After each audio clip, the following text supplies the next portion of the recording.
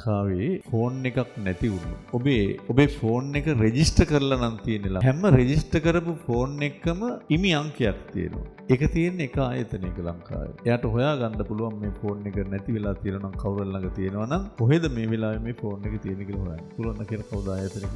විදුලි සංදේශ නියාමන කොමිසම. කවුරු හරි ෆෝන් එකක් හොරගම් කරලා තියෙනවා නම් වාර්තා කරන්න යාත්. විදුලි සංදේශ නියාමන කොමිසමේ මම කාලයක් ඩිරෙක්ටර් කෙනෙක් විදිහට වැඩ කරලා තියෙනවා. එතනින් තමයි ඩයලොග් ලට මොබිටෙල් ලට සිග්නල් දෙන්නේ. සියලුම රූපවාහිනී නාලිකාවලට තරංග කියන්නේ ඒව දෙන්නේ එතන. දැන් කියන්නේ 88.8 ඔය FM සේවාවල ඔක්කොම දෙන්නේ එතන. එයා තමයි විදුලි සංදේශ පාලනය කරන්නේ ලංකාවේ. එයා ළඟ ඔබේ ෆෝන් එක රෙජිස්ටර් වෙලා තියෙනවා. ඔබට ඕන නම් එයාගෙන් කාට හරි ගිහිල්ලා පොලිසියෙන් එමෙන්ටයක් දාලා ඕනනම් එතනින් හොයාගන්න පුළුවන් ඔබේ ෆෝන් එකෙන් ගිහිල්ලා තියෙන වීඩියෝ බලලා තියෙන ඒවා, පාටේ වෙලා තියෙන SMS වන්න පුළුවන්. ඒකට ඉතින් පොලිසිය එමෙන්ටයක් දාලා යන්න ඕනේ. ලංකාවේ පෞද්ගලික අංශයට දැන් ඩයලොග් ලට සේවය දෙන්න පුළුවන්. හැබැයි අරයා කන්ට්‍රෝල් කරනවා. මේ වගේ ආරක්ෂා කරන ආයතන තියෙනවා අපි.